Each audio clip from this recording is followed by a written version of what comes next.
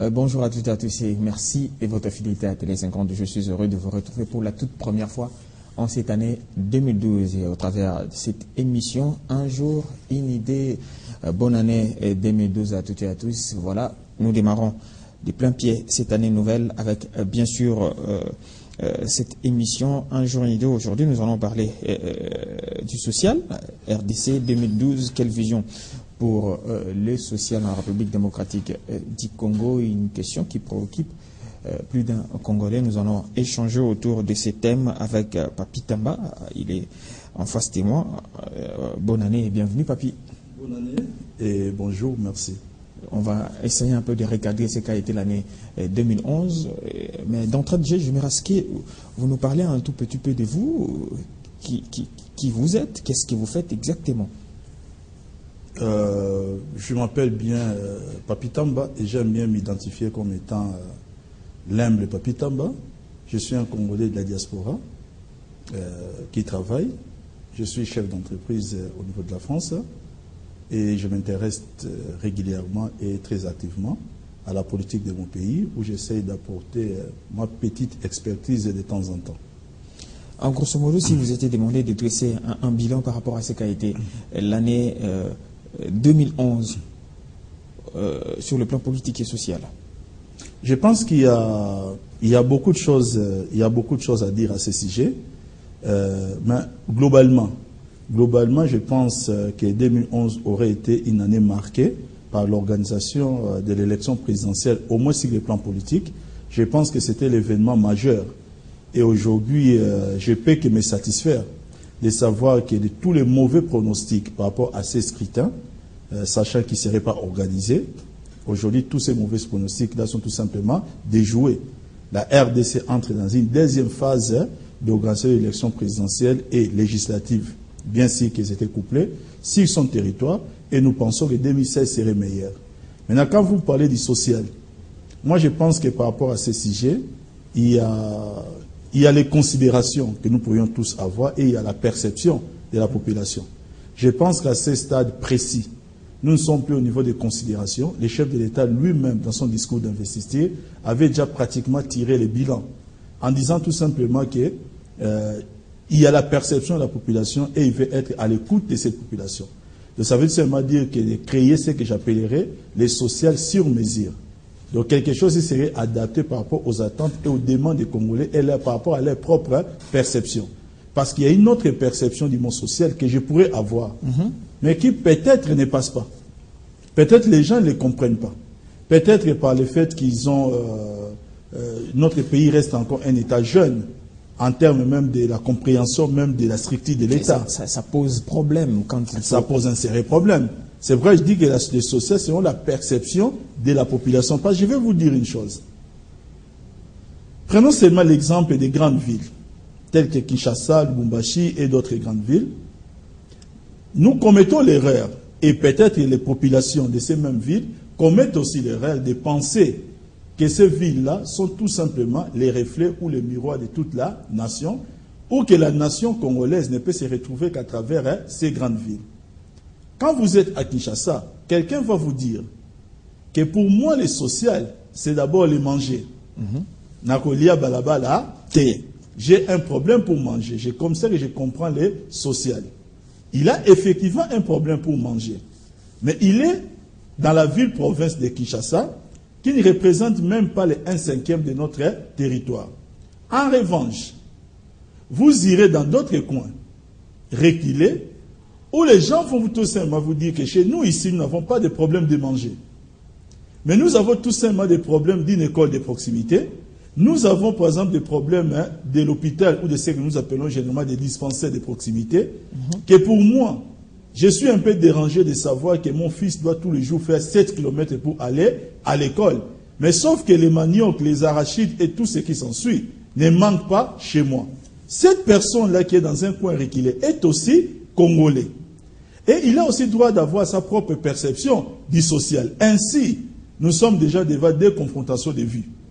Nous sommes devant une population des grandes villes qui va dire que pour lui c'est le social, mais cela est contredit par les Congolais profonds qui vit aussi dans un autre coin de la République, qui a aussi droit de citer en République démocratique du Congo. Donc tout cela crée un grand imbroglio dans les mécanismes et dans la perception et la compréhension du social. Voilà pourquoi quand le chef de l'État dit que je vais aller à la compréhension du social, cela ne peut passer que par une bonne politique de la décentralisation. Parce que la décentralisation voudrait tout simplement maintenant qu'il y ait maintenant des politiques, c'est-à-dire des besoins sociaux de base, qu'ils soient tout simplement vulgarisés et occupés par rapport aux réalités du coin. Ainsi, nous allons répondre réellement aux véritables problèmes du social. Donc ça veut seulement dire que la ville-province de Kinshasa, par rapport à la propre réalité de la décentralisation, va considérer ses propres besoins qui ne sont pas forcément les besoins, par exemple, de la personne qui est à Goma. Ainsi, la personne qui est à Goma aussi se retrouvera toujours dans la même politique. Nous devons sortir de cette idée de penser que c'est toujours l'État ou le pouvoir central qui doit aujourd'hui imposer ses règles du jeu. Aujourd'hui, le monde est en pleine mutation où la base a des revendications et des besoins. Et nous devons aller à l'écoute de cette base pour comprendre leurs propres besoins. Je vais dire quelque chose au passage. Ouais. Je pense que l'élection présidentielle que nous venons tous de suivre, nous devrait nous servir par rapport à un certain nombre de choses que nous avons pu découvrir. Il y a eu une percée spectaculaire du chef de l'État, par exemple, dans un fief qui n'était pas le sien en 2006. Mais quelle est la raison fondamentale? C'est-à-dire les gens que le chef de l'État a réussi à convaincre à l'Ouest, ce sont des gens qui ont vu les réalisations du chef de l'État dans leur propre coin. C'est lui qui a voté pour le chef de l'État à Matadi. Il a voté pour lui, non pas parce qu'on dit qu'il y a le boulevard qui est construit à Kin, ou parce qu'il y a le pont Luangue, ou parce qu'il y a la route qui va de Kikwit jusqu'à Kinshasa. Non, c'est parce qu'il a vu les Pomposo, parce qu'il a vu certaines réalisations de son coin. Donc ça veut dire qu'aujourd'hui, la base a tout simplement besoin de sentir l'État dans son coin, non pas parce que c'est l'État qui vient leur dire qu'est-ce que je vais faire pour vous, mais parce qu'il veut dire à l'État qu'est-ce que nous voulons. Voilà au moins les chefs de l'État a trouvé une solution par rapport à ça, parce que dans le cadre de la révolution et de la modernité, il dit ceci, et la vision est très claire, que la vision est de créer des petites villes rurales. Donc ça veut seulement dire quoi? Il faut créer des regroupements de villages.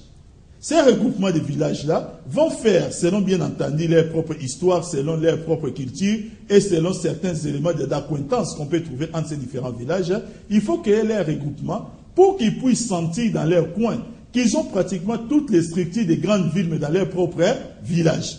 C'est-à-dire, ils ont tous les services de l'État de proximité, les services de télécommunications, les services de la poste, les services de la santé, et ils trouvent réponse à leurs besoins de quoi? Du social. Mais nous ne pouvons pas penser, tout simplement, que quand nous parlons du social, ça doit se résumer à manger. Effectivement, nous sommes à l'écoute de cette perception. Mais nous leur dirons aussi qu'ils se trompent. Mais on dit ventre affamé n'a point d'oreille. Mais ventre affamé à Kinshasa, je tiens encore à le préciser. Oui. Mais que les populations de Kinshasa comprennent que la RDC n'est pas Kinshasa. Comment faire alors pour résoudre ces problèmes à Kinshasa? Cela passe par une bonne application de notre politique sur la décentralisation. Moi, personnellement, je demanderai au chef de l'État, parce qu'à un moment, je pense que le chef d'État, dans son discours sur l'État de la Nation de 2010, il avait bien lancé l'idée de la révision de notre constitution en matière de la décentralisation. Nous avons un sérieux problème. Il avait lancé l'idée, bon, malheureusement l'idée n'a pas fait son chemin, parce que vous connaissez un peu l'opposition dans ces pays, qui l'a interprété dans un autre sens, pour dire que ce n'est pas si la décentralisation, mais le chef de l'État veut réviser les modes non pas les modes de scrutin, mais c'est-à-dire le nombre de mandats, les mandats du chef de l'État. Ils ont donné une autre nature, bon, pour question de commodité, de concorde nationale et, bien entendu, de la paix que nous cherchons tous, bien entendu, dans notre pays. Il était sage de la part du chef de l'État, par exemple, de repousser une telle décision. Parce que, selon notre Constitution, il a l'initiative en matière de la révision de la Constitution. Moi, je pense qu'aujourd'hui, l'heure a sonné. Nous avons connu un problème, cher ami. C'est que pendant notre transition, nous avons eu que 3 ans pour essayer de préparer ce que nous appelons notre Constitution, qui devait tenir compte de plusieurs réalités. Mais au niveau du Sénat, les textes étaient bloqués par rapport à la forme d'État, entre ceux que j'appellerais des unitaristes et de ceux que j'appellerais des fédéralistes. Vous vous rappellerez après les travaux préparatoires des Kananga. C'était bloqué à ce niveau-là, au niveau du Sénat. Qu'est-ce qui s'est passé? Le Sénat a dit, nous allons faire recours aux experts étrangers, avec les Belges, les Français, les Italiens et même les Espagnols. Quand maintenant vous regardez le contenu de notre Constitution, en matière de décentralisation, vous trouvez qu'en réalité, nous ne sommes pas dans la décentralisation classique ou pure. Nous sommes dans une décentralisation où on attribue à des entités décentralisées, mais des compétences des États fédérés. Donc c'est un système qui crée ce qu'on appellerait en droit constitutionnel le régionalisme constitutionnel. C'est-à-dire, aux régions, on dote des compétences pratiquement des entités fédérées. Ça pose un problème, déjà au niveau de la lisibilité. Par rapport à notre histoire, ça me rappellera encore vers les années 60, quand on nous a pratiquement mis en place la loi fondamentale, où on savait très bien qu'à travers la loi fondamentale, nos dirigeants ou nos acteurs politiques auraient du mal à interpréter même cette loi. Et nous connaissons les effets que cela a créé ou laissé dans l'histoire de notre pays. Maintenant, par rapport à cela, moi je pense qu'aujourd'hui, nous devons passer par exemple de 11 provinces à 26 provinces. Aujourd'hui, ce n'est toujours pas une réalité, bien que le Sénat ait été mis sur base de ça. Nous savons aussi par rapport à cela qu'on nous met en place 4 entités décentralisées. Nous savons aussi que cela ne peut que créer une grande lourdeur dans le fonctionnement pour un État jeune. Je veux parler de la France. La France est un État unitaire décentralisé, mais à 2 étages. Nous avons le pouvoir central, mais nous avons les mairies.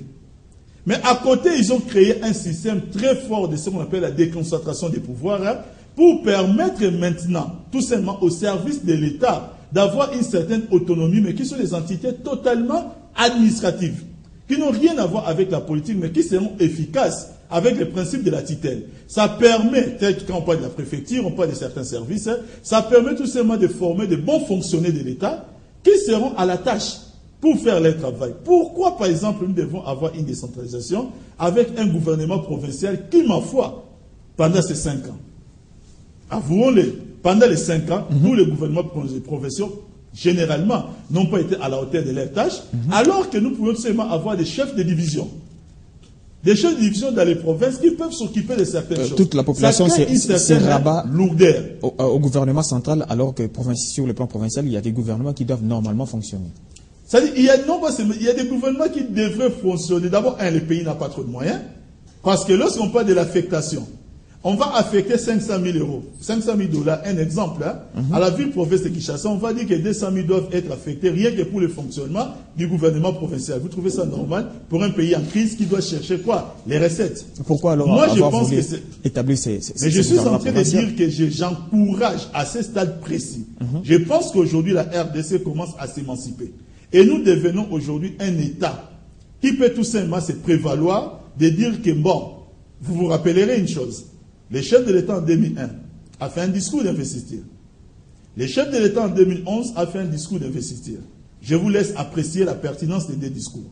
Je ne pense pas que c'est que le chef de l'État en 2011 a déclaré qu'il était capable de le déclarer en 2001.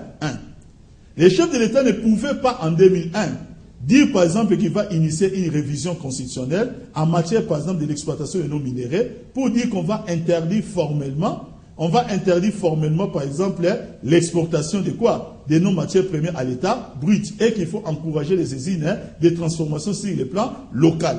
Je ne pense pas qu'en 2001, ils pouvaient se permettre une telle phrase. La manière dont il affirme aujourd'hui notre souveraineté, en demandant par exemple qu'il y ait une coopération d'égal à égal avec tous les différents bailleurs de fonds, qu'ils soient bilatéraux ou multilatéraux, tel qu'il a présenté, non pas seulement dans son discours d'investiture, mais encore le 31 décembre la présentation des vœux à la nation congolaise. Des choses que le chef de l'État a dit ces jours-là, je ne pense pas qu'il a été en mesure ou qu'il aurait été en mesure de pouvoir le dire en 2001. Donc nous sommes une nation qui est en croissance, qui est en progression. Aujourd'hui, je pense qu'en 2011, la RDC, qui n'est pas encore un géant, mais au moins a une certaine